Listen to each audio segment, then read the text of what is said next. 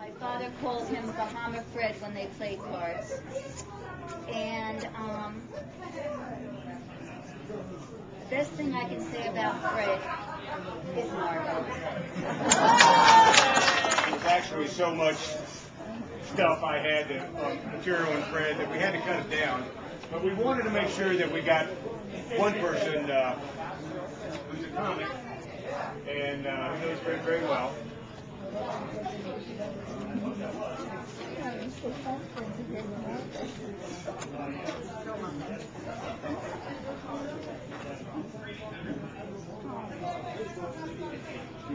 Yeah, here.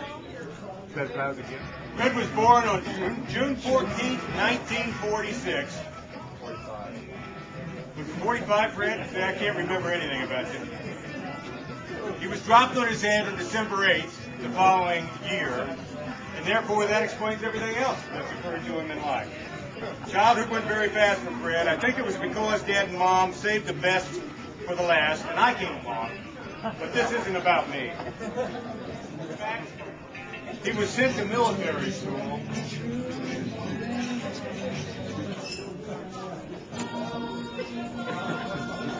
That's where he came out of his shell. He used to say he was a pretty good kid until he went to military school. He once said he learned all his vices during his sentence at Howell Military School. There he really became cool. Fred was getting cool, and of course I wasn't, being the younger brother. He used to have a great deal more hair, but I'm not going there, as that's a short disturbing subject for me as well. At any rate, DuckTales were in, and he was cool. The big brother, the big protector. Well, I remember one time I was walking the neighborhood with some friends. Now, just the hood with my friends. Of course, we didn't have a car, but Fred and his friends did. They roared up one evening, and Fred says, "Let me smell your breath." And, of course, I made it seem like I was exhaling, but he never knew. I thought that was kind of stupid at the time, but he bought it. Or was it that he just wanted to be cool in front of his friends? Wow. Cars. Fred always was dating in high school. Excuse me, always, yeah. Wow, cars. Well, Fred was dating in high school. I know it seems difficult to believe, him being cool and all, but yes, I remember in his senior year, he was lucky enough to get to know Margot Pickering, or Pickernose, as she was affectionately known. Yes, right. And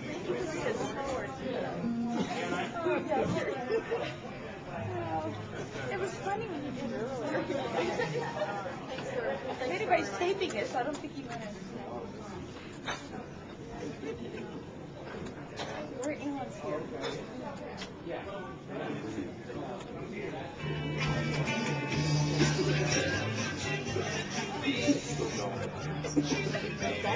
You may ask, why the car song? Well, it's a Beatles song. Well, Margot's father, as we called him, his name was P.K. Pickering. He owned a car dealership.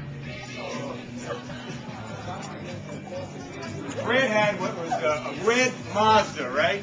Monza. Red Chevy Monza, not Mazda, Monza. It's what year was that, Fred? And you know what?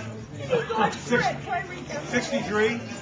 And Margot, father owned a dealership, got the same car. The light? Sorry, the lights get me? Okay. You're glowing. I knew I was heating up here. You're glowing. She ended up getting the same car. It seemed that Margot wanted to get Fred's attention. Fred had souped up his Chevy Monza. Many of you know what that car is, but it's been said, written up by a former presidential candidate, to be unsafe at any speed.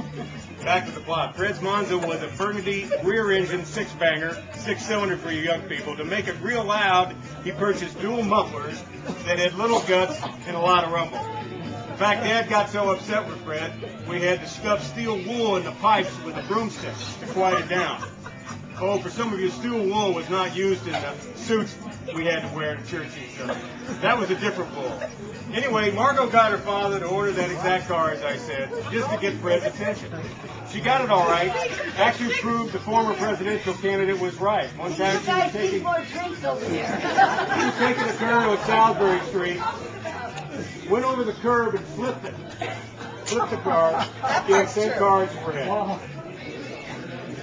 She wasn't texting because she couldn't do it that day. She wasn't on a cell phone. I think she was just thinking about Fred and how she could get his attention. But more excruciating, she got PKs. Remember, that's her father's attention, so she owned the card. Fred made some wise decisions in life. One of the good ones was to go to college. I'm sure it was all his idea. I think it was first at Indiana University, wasn't it, Fred? Which happened to be the same school that Margot was attending. Imagine that. We asked him what was going on, and he didn't have a good answer. Now, town was 2 hours away from IU. He was searching for something, pretty much looking for himself, as I remember. I, of course, was beyond my years and fully understood his dilemma.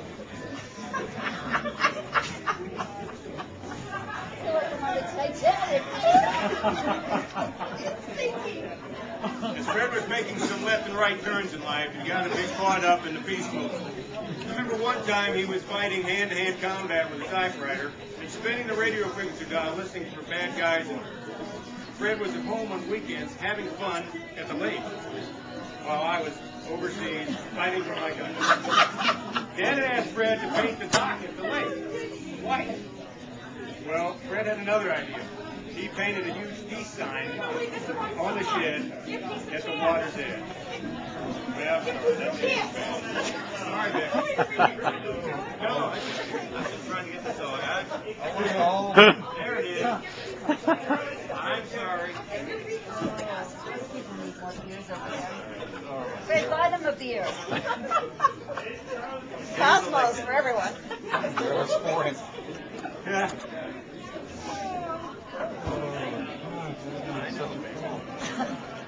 Anyway, when Fred painted that huge peace sign on the dock, Dad didn't like it so much. Dad wasn't amused. It became a smiley face. Fred had to paint it all over again and stayed on that set until we sold the home in 1994. Becky, you want to get up here and do that? Say, oh, we are saying All right. Okay, go play the song. I'll listen to it. My Play the wife. song. Go back and say, I got mad. Becky. I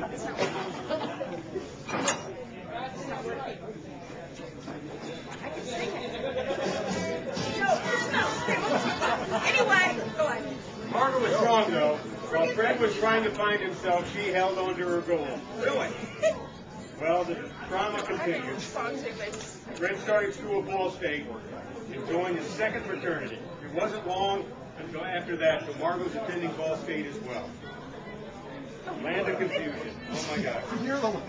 Oh, yeah. Pretty much of that. It wasn't long that Fred made another wise decision, and that was to marry the woman of his dreams, the one he truly loved. As the song goes.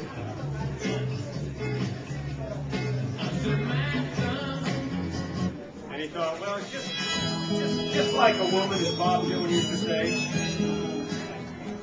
But you know, his memories, he still has good memories. And if you remember this song called Glory Days, you know anything about this song? That's the way Fred lived, thinking of his glory days.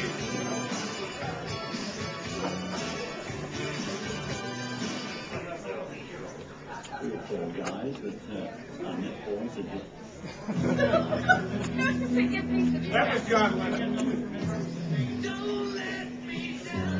Fred wasn't going to let his dad down, though. He found himself and started to work with State Farm and autoclaves and everything, but soon found that his calling was to be a school counselor. He thought. He realized that his standard of living, though, wasn't going to be found in being a counselor. Times were changing. Even when after his master's degree at Purdue, his third university, he knew that wasn't going to get it for him either. He just couldn't get any satisfaction.